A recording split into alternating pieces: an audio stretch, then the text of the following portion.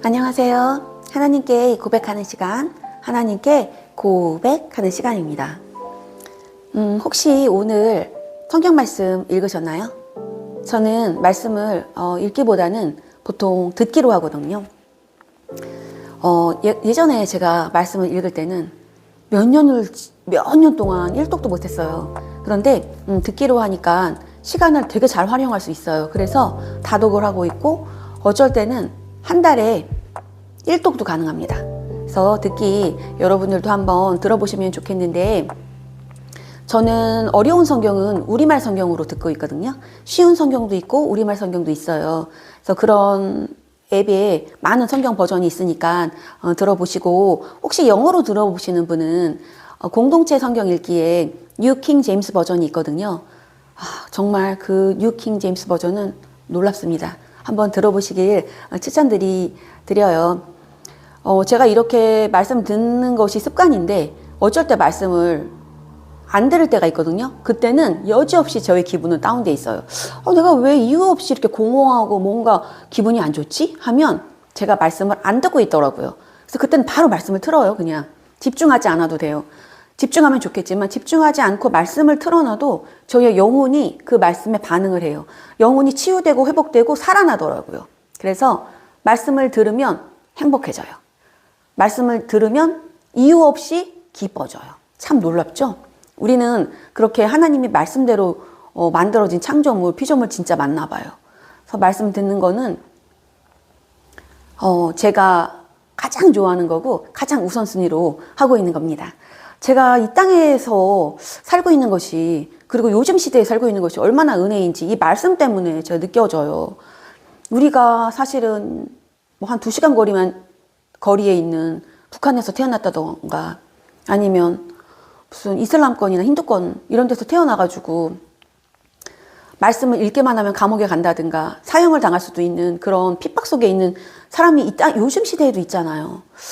정말 그 말씀 한 절 읽기 위해서 목숨을 건 그런 몸부림을 치는 사람도 있고, 500년 전까지만 해도 그때는 사제나 교황만 말씀을 볼 수 있었잖아요. 정말 비밀에 붙여진 문서였잖아요. 그 누구도 볼 수 없는 말씀을 번역해서 사형까지 당하는 정말 그런 놀라운 감춰진 그런 말씀을, 이 보석 같은 말씀을 지금 이 시대에 그냥 은혜로, 공짜로 볼 수 있다는 것이 정말 하나님의 큰 놀라운 은혜란 생각이 듭니다. 그래서 오늘은 여러분과 함께 나누고 싶은 말씀은 마가복음 4장 14절부터 20절까지입니다. 제가 읽어드리겠습니다. 뿌리는 자는 말씀을 뿌리는 것이라. 말씀이 길가에 뿌려졌다는 것은 이들을 가리킴이니 곧 말씀을 들었을 때에 사탄이 즉시 와서 그들에게 뿌려진 말씀을 빼앗는 것이요. 또 이와 같이 돌밭에 뿌려졌다는 것은 이들을 가리킴이니 곧 말씀을 들을 때에 즉시 기쁨으로 받으나 그 속에 뿌리가 없어 잠깐 견디다가 말씀으로 인하여 환난이나 박해가 일어나는 때에는 곧 넘어지는 자요. 또 어떤 이는 가시떨기에 뿌려진 자니 이들은 말씀을 듣기는 하되 세상의 염려와 재물의 유혹과 기타 욕심이 들어와 말씀을 막아 결실하지 못하게 되는 자요. 좋은 땅에 뿌려졌다는 것은 곧 말씀을 듣고 받아 30배나 60배나 100배의 결실을 하는 자니라. 아멘. 저희 교회에 중보기도 시간이 있거든요. 그때 말씀을 같이 읽어요. 그리고 읽은 말씀을 각자 나눠요. 그런 시간, 그때 제가 이 말씀을 듣고 나눴던 그 내용인데요. 이 말씀을 읽었을 때 저는 이 4가지 땅 중에 어떤 거에 해당할까라고 생각해 봤어요. 첫 번째 땅, 길가. 길가는 말씀이 뿌려지면 새가 와서 바로 먹어버리는, 말씀이 전혀 들리지 않는 그런 땅. 그래서 이거는 아닌 것 같아요. 두 번째 땅, 돌밭. 돌밭은 말씀의 씨앗이 떨어졌을 때 돌 때문에 뿌리가 내리지 못하는 거예요. 그래서 시련이나 말씀으로 인하여 핍박이 있으면 이게 사그라들고 말라 없어져 버리는 땅. 그래서 저는 말씀으로 인하여 어떤 환난과 어려움이 생기면, 큰 어려움은 없지만 그런 일이 생기면 어떻게 하냐면 하나님께 달려가요.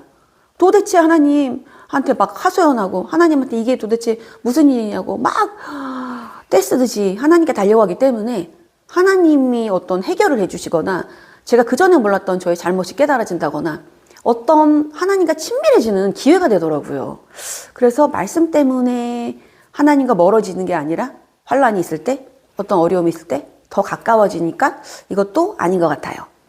세 번째는 가시떨기의 밭이거든요. 그 맛은 말씀이 떨어지면 자라는데 잘 자라다가 가시떨기의 기운에 막혀서 결실하지 못하는 땅, 열매 맺지 못하는 땅인데 제가 그런 땅인 것 같은 거예요. 말씀을 듣고 어떤 처음엔 순종도 해요. 막 이렇게 하는데 좀 잘하는 것 같은데 꼭 그 가시떨기 같은 거에 걸려서 다시 떨어지고 다시 시작. 또 이렇게 자라다가 다시 시작. 원점으로 돌아오는 것 같은 느낌? 이런 게 있었어요. 말씀에 보면 가시떨기는 세상 염려, 재물의 유혹, 기타 욕심이라고 나와 있는데 아 그렇구나. 세상 염려도 있고 재물의 유혹도 있고 여기 방점이 있어요. 기타 욕심. 기타 욕심은 욕심인데요. 기타 등등의 욕심이라는 거예요. 저도 욕심이 너무 많고 기타 등등의 욕심이 너무 많은데 여기서 자유로울 사람은 아마 없지 않을까 싶어요. 그래서 제가 살아온 어떤 환경이라든가 저의 뭐 아픔이라든가 어떤 고난과 뭐 결핍 이런 것들이 쓴뿌리가 돼서 이런 기타 욕심으로 가시덤불을 내서 저를 방해하는구나. 하나님께 가까이 가기를 어떤 말씀에 순종한 그 열매를 맺히지 못하게 하는구나. 그래서 정말 이거를 어떻게 하면 좋을까요? 라고 제가 그때 중보기도 모임에서 나눈 적이 있거든요. 근데 그때 목사님께서 이렇게 말씀하시는 거예요. 우리는 이런 고통의 문제, 어둠의 문제가 다 있다. 그렇지만 그 문제를 바라보지 말고 예수님을 바라봐라. 왜냐하면 예수님을 바라보고 예수님을 찬양하고 감사하고 기뻐하고 예배하고 같이 걷다 보면 어느새 나의 이 어두운 면은 잊혀지거나 사라지거나 극복된다. 그래서 우리는 이 어두운 문제의 쓴뿌리를 스스로 해결할 수 없는 존재다. 그러니까 예수님을 바라보고 도와주시는 예수님께 함께해라 이렇게 말씀하시는 거예요. 그렇구나. 나의 문제가 아닌 예수님을 바라봐야겠구나 라고 생각을 하고 이제 말씀을 붙들고 기도하는 시간이 있었어요. 그래서 말씀을 붙들고 기도를 하면서 하나님 저의 이 가시덤불 이 가시 어렸을 때부터 받아왔던 어떤 저의 공허함, 상처, 결핍 그래서 이곳에 우상이 되어 있는 저희 이 어두운 면이 있습니다. 하나님 이 가시를 제거해 주세요 라고 기도하다가 보니까 아니지 나의 어두운 면을 보는 게 아니라 목사님이 예수님을 바라보라고 그러셨지. 그래서 그렇구나 예수님을 생각해야겠다. 그래서 누구든지 나의 이름을 부르는 자는 구원을 받으리라 그렇게 말씀하신 주님 예수님 하면서 예수님을 불렀어요. 예수님 하면서 예수님을 부르는데 그때 어떤 예수님의 얼굴이 떠오르는 거예요. 이미지로 예수님의 얼굴이 딱 떠오르는데 예수님이 십자가에 달려 계신데 그냥 얼굴이 떠오르는데 예수님의 얼굴에 가시관이 있는 거예요. 예수님이 가시관을 쓰신 거예요. 제가 아까 그렇게 기도했던 저의 문제라고 생각했던 그 가시 있잖아요. 그 가시 덤불, 그 가시가 예수님의 머리에 있는 거예요. 예수님이 저의 그 결핍, 어려움, 아픔, 고통, 상처를 다 이미 제거해 주신 거예요. 십자가에 달려 돌아가시면서. 그래서 그 가시관을 쓰시고 저를 바라보시는 것 같은 그런 이미지가 떠올랐어요. 그래서 저 정말 너무 깜짝 놀랐어요. 예수님이 진짜 저 때문에 돌아가셨군요. 예수님이 돌아가시면서 십자가에 달려 죽으시면서 저의 영혼만 구해진 게 아니라 지금 이 땅에서 저의 문제, 저의 감정의 문제, 저의 과거의 어떤 상처까지도 이미 다 치유하셨군요. 그래서 저는 그게 문제가 아니군요. 이제 저는 그 가시가 저한테 없군요. 그거를 알게 해주셨어요. 정말 놀라운 하나님의 신비였어요. 어떤 그냥 사람이 저한테 작은 도움을 주거나 저 때문에 손해를 보거나 피해를 보면 너무 그 사람한테 미안하고 죄송하고 진짜 어떻게 하고 싶잖아요. 어떻게 해드리고 싶잖아요. 보상해드리고 싶고. 그런데 어떻게 하나님의 아들 예수 그리스도께서 이 땅에 오셔서 제가 죄인 되었을 때 이 땅에 오셔서 저의 모든 죄를 짊어지고 지금의 감정의 문제까지 이렇게 해결해 주셨을까? 정말 너무 놀라웠습니다. 그리고 고린도후서 5장 17절 말씀 그런즉 누구든지 그리스도 안에 있으면 새로운 피조물이라 이전 것은 지나갔으니 보라 새 것이 되었도다. 이 말씀처럼 그리스도 예수 안에 있으면 새로운 피조물이다 라고 말씀하신 하나님의 말씀이 믿어졌어요. 하나님 예수 그리스도 안에 있는 것, 말씀이신 그리스도 안에 있는 것, 말씀을 붙들고 말씀과 동행하고 교제하고 이렇게 말씀을 알려주신 그리스도 안에 있으면 난 새로운 피조물이구나. 정말 그래서 이제 것은 지나갔으니 새 것이 될 수 있구나 라는 그 말씀이 너무 감사했고, 그래서 우리는 못하지만 그리스도 안에서 좋은 땅, 옥토, 새로운 피조물로 그렇게 30배, 60배, 100배의 열매를 맺는 좋은 땅이 될 수 있을 것 같습니다. 그렇게 될 수 있도록 늘 말씀 안에 거하고 싶습니다.